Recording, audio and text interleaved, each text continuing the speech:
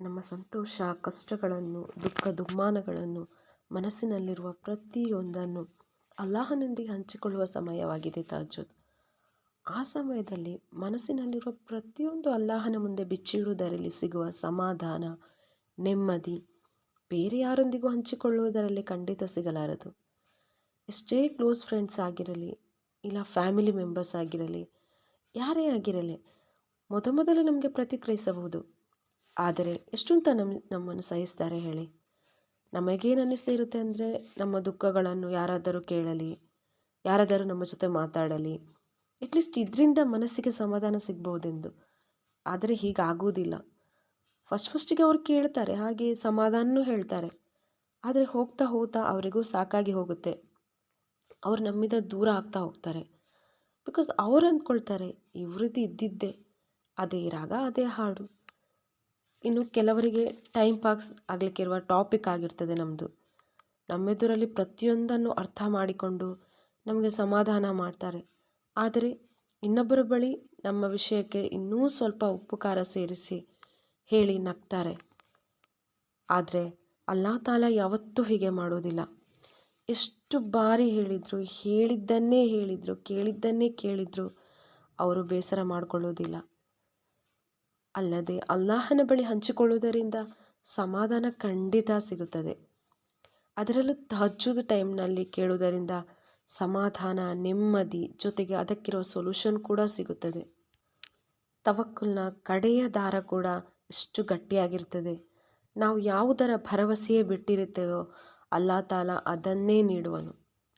ಅಸ್ಸಲಾಮು ಅಲೈಕುಂ ವರಹಮತುಲ್ಲಾಹಿ ವಬರಕಾತು. ಸ್ನೇಹಿತರೆ, ಹೊಸ ದಿನದ ಹೊಸ ವಿಡಿಯೋಗೆ ಸ್ವಾಗತ. ಇವತ್ತಿನ ವಿಡಿಯೋ ತಹಜ್ಜುದ್ ರೂಟೀನ್ನ ಬಗ್ಗೆ ಆಗಿದೆ. ಎಕ್ಸಾಕ್ಟಾಗಿ ಹೇಳುವಷ್ಟು ನನಗೆ ಗೊತ್ತಿಲ್ಲ. ಆದರೆ ನಾನೇನು ಫಾಲೋ ಮಾಡ್ತೀನೋ, ಏನು ಕಲಿತಿರ್ತೀನೋ, ಏನು ನೋಡ್ತಾ ಇರ್ತೀನೋ, ಯಾವುದನ್ನು ಇನ್ನೊಬ್ಬರ ಬಳಿ ಗೊತ್ತಿಲ್ಲದನ್ನು ಕೇಳಿ ಕಲಿತೇನೋ ಅದನ್ನು ನಿಮ್ಮ ಬಳಿ ಹಂಚಿಕೊಳ್ಳಬಲ್ಲೆ. ಜೀವನದಲ್ಲಿ ಕಲಿತಷ್ಟು ಮುಗಿಯಲು ಸಾಧ್ಯವಿಲ್ಲ ಅಲ್ವೇ? ತಹಜ್ಜುದ್ ಒಂದು ಸಾಮಾನ್ಯ ನಮಾಜ್, ಎಲ್ಲರೂ ನಿರ್ವಹಿಸ್ಬೋದು. ಮಕ್ಕಳು, ಹೆಂಗಸರು, ಗಂಡಸರು, ಮುದುಕರು ಹೀಗೆ. ಆದರೆ ಕೆಲವರು ಇದನ್ನು ಎಷ್ಟು ಕಾಂಪ್ಲಿಕೇಟೆಡ್ ಮಾಡಿದ್ದಾರೆಂದರೆ, ಒಂದು ಇನ್ಸಿಡೆಂಟ್ ಕೇಳಿ. ಮಸೀದಿಯಲ್ಲಿ ಕ್ಲಾಸಿನಲ್ಲಿ ಉಸ್ತಾದ್ ಇದರ ಬಗ್ಗೆ ತಿಳಿಸಿ ತಹಜ್ಜುದ್ನ ಬಗ್ಗೆ ಎಲ್ಲ ಮಕ್ಕಳಿಗೂ ತಿಳಿಸ್ತಾರೆ. ಎಲ್ಲರೂ ಪ್ರತಿದಿನ ತಹಜ್ಜುದ್ ನಮಾಜ್ ನಿರ್ವಹಿಸಲು ಪ್ರಯತ್ನಿಸುವಂತೆ ಮಕ್ಕಳಲ್ಲಿ ಹೇಳ್ತಾರೆ. ಮಕ್ಕಳು ಮನೆಯಲ್ಲಿ ಬಂದು ತಾಯಂದಿರಲ್ಲಿ ಹೇಳಿದಾಗ ಹೇಳ್ತಾರೆ ಅಲ್ವಾ. ಒಂದು ಸ್ಟೂಡೆಂಟ್ನ ತಾಯಿ ಅವಳಲ್ಲಿ ಹೇಳಿದರಂತೆ, ಇಲ್ಲ, ತಹಜ್ಜುದ್ ನಿರ್ವಹಿಸಬೇಕು ನಿಜ, ಆದರೆ ಅದು ಈಗ ಅಲ್ಲ, ಮುದುಕರಾದ ಮೇಲೆ. ನಮ್ಮ ಅಜ್ಜಿಯವರು ನಿರ್ವಹಿಸುತ್ತಿದ್ದನ್ನು ನೋಡಿದ್ದೇವೆ. ಆ ಸಮಯದಲ್ಲಿ ವಯಸ್ಸಿಗೆ ಬಂದಿರುವ ಹುಡುಗಿಯರು ಹೇಳಬಾರದು, ಶೈತಾನ್ ಉಪದ್ರ ಕೊಡ್ತಾನೆ. ಹೀಗೆ ಆ ಮಗುವಿನ ಮನಸ್ಸಿನಲ್ಲೂ ಭಯ ತುಂಬಿದರು. ಆ ಮಗು ಮರುದಿನ ಬಂದು ಸ್ನೇಹಿತರೊಂದಿಗೆ ಹಂಚಿಕೊಳ್ತಾಳೆ. ಇದನ್ನು ಕೇಳಿದ ಸ್ನೇಹಿತರು ಕೂಡ ಹೆದರ್ತಾರೆ. ಮತ್ತೆ ಮನೆಯಲ್ಲಿ ಬಂದು ಇದರ ಬಗ್ಗೆ ಹೇಳ್ತಾರೆ. ನೋಡಿ, ತಹಜ್ಜುದ್ನ ಬಗ್ಗೆ ಎಷ್ಟೊಂದು ತಪ್ಪು ತಿಳುವಳಿಕೆ ಅವರಿಗೆ. ಪಾಪ ಅವರಿದ್ದೇನೂ ತಪ್ಪಿಲ್ಲ. ಯಾರೋ ಅವರಿಗೆ ಹೇಳಿದ್ದನ್ನು ಅವರ ಮಕ್ಕಳಿಗೆ ಹೇಳಿದರು ಅಷ್ಟೆ. ಆದರೆ ತಹಜ್ಜುದ್ ಯಾರೂ ಬೇಕಾದರೂ ನಿರ್ವಹಿಸಬಹುದು. ಅದರಲ್ಲೂ ಯೌವನದಲ್ಲಿ ನಿರ್ವಹಿಸುವುದಾದರೆ, ಅಲ್ಲಾಹನ ತೌಫೀಕ್ ಸಿಗುವುದಾದರೆ ಅವರೇ ಪುಣ್ಯವಂತರು. ನಮಗೆಲ್ಲರಿಗೂ ಆ ಭಾಗ್ಯ ಮರಣದವರೆಗೂ ಸಿಗಲಿ. ಆಮೀನ್ ಯಾ ರಬ್ಬಲ್ ಆಲಮೀನ್. ತಹಜ್ಜುದ್ಗೆ ಏಳಲು ತುಂಬ ಟಿಪ್ಸ್ ಯೂಸ್ ಮಾಡ್ಬೋದು. ಅದರಲ್ಲೂ ರಾತ್ರಿ ಮಲಗುವಾಗ ಉಝು ಮಾಡಿ ದುವಾ ಮಾಡಿ ಮಲಗಬೇಕು. ಇದರಿಂದ ಖಂಡಿತ 101% ಎಚ್ಚರ ಆಗೇ ಆಗುತ್ತೆ. 99% ಜನರು ಮಾಡೋದು ಇದನ್ನೇ.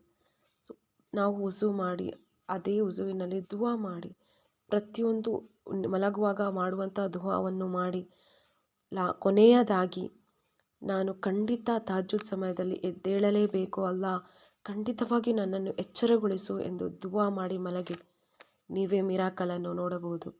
ಯಾವುದೋ ಒಂದು ರೂಪದಲ್ಲಿ ಹೇಗಾದರೂ ನಿಮಗೆ ಆ ಸಮಯದಲ್ಲಿ ಎಚ್ಚರ ಆಗೇ ಆಗುತ್ತೆ.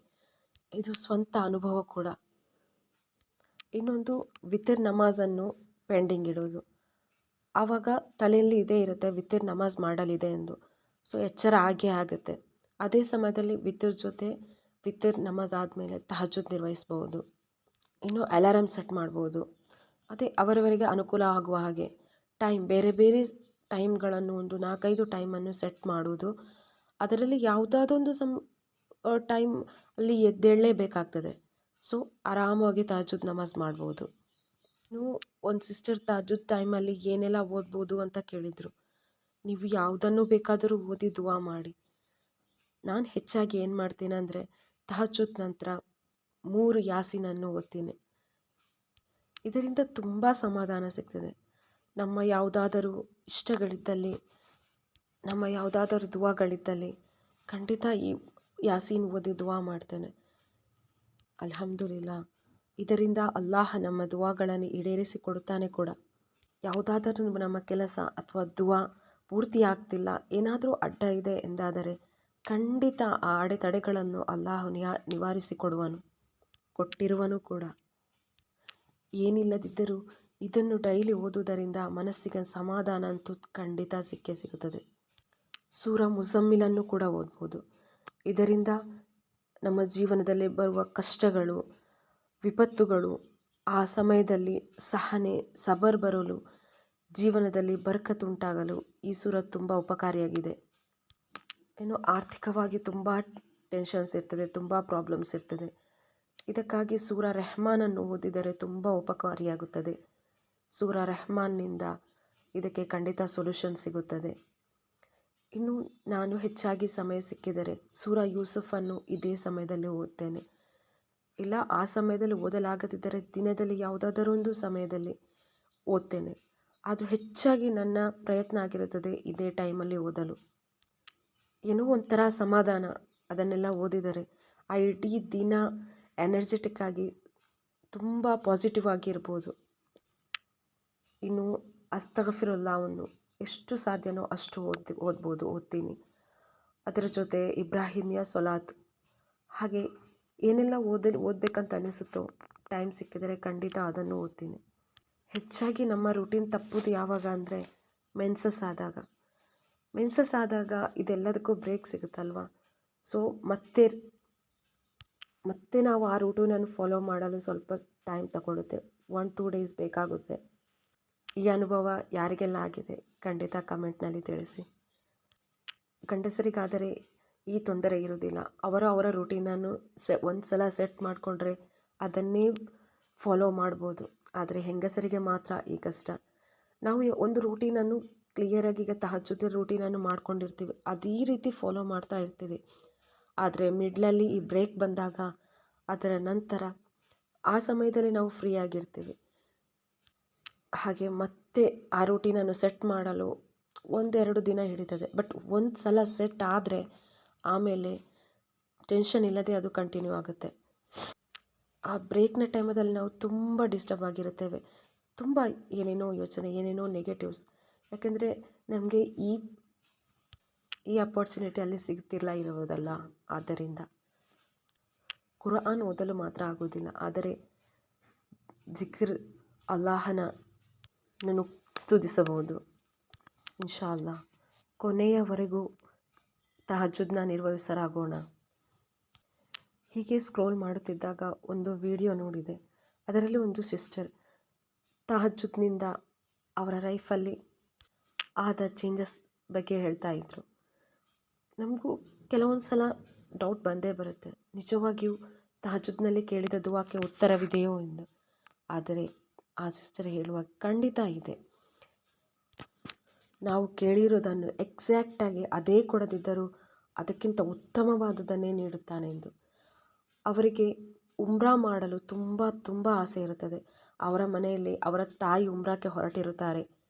ಹೀಗೆ ಇವರಿಗೂ ಹೋಗಬೇಕೆಂದು ಆಸೆ, ಆದರೆ ಸಾಧ್ಯವಿಲ್ಲ, ಅದಕ್ಕೆ ಬೇಕಾದ ಅನುಕೂಲಗಳಿರಲಿಲ್ಲ. ಆದರೆ ತಹಜ್ಜುದ್ ಎಂಬ ಅಸ್ತ್ರ ಇತ್ತಲ್ವ, ತಹಜ್ಜುದ್ ನಮಾಜ್ ಮಾಡಿ ಸತತವಾಗಿ 1 ತಿಂಗಳು ಬರೀ ಇದರ ಬಗ್ಗೆಯೇ ದುವಾ ಮಾಡುತ್ತಿದ್ದರು. ನನಗೆ ಹೇಗಾದರೂ ಉಮ್ರಾ ಮಾಡುವ ಪುಣ್ಯವನ್ನು ಕೊಡು ಎಂದು. ಅಲ್ಹಮ್ದುಲಿಲ್ಲಾ, ಒಂದು ದಿನ ಅವರ ಕಸಿನ್ನ ಮುಖಾಂತರ ಅವರಿಗೆ ಉಮ್ರಾ ನಿರ್ವಹಿಸಲು ಬೇಕಾದ ಪ್ರತಿಯೊಂದು ಅವರ ಅವಶ್ಯಕತೆಗಳಿಗೆ ಬೇಕಾದಂತಹ ಸಹಾಯ ದೊರಕುತ್ತದೆ. ಅಲ್ಹಮ್ದುಲಿಲ್ಲಾ, ಅಲ್ಲಾಹನು ಅವರ ದುವಾವನ್ನು ಕಬೂಲ್ ಮಾಡಿದ. ಅವರ ಕಸಿನ್ನನ್ನು ಅದಕ್ಕಿರುವ ದಾರಿಯನ್ನಾಗಿಸಿದ ಅಲ್ಲಾ ತಾಲ ಯಾರ ಮುಖಾಂತರ ಆದರೂ ಯಾರ ಮೂಲಕವಾದರೂ ನಾವು ಕೇಳಿರುವ ದುಆವನ್ನು ಖಂಡಿತ ನೆರವೇರಿಸುವನು. ಯಾ ಅಲ್ಲಾ, ಅದೇ ರೀತಿ ನಮ್ಮೆಲ್ಲರ ದುಆವನ್ನು ಪೂರ್ತೀಕರಿಸಿಕೊಡು ಯಾ ಅಲ್ಲಾ. ನಮ್ಮ ಜೀವನದಲ್ಲಿ ಬರ್ಕತ್ ಕೊಡು. ಆಮೀನ್ ಯಾ ರಬ್ಬಲ್ ಆಲಮೀನ್.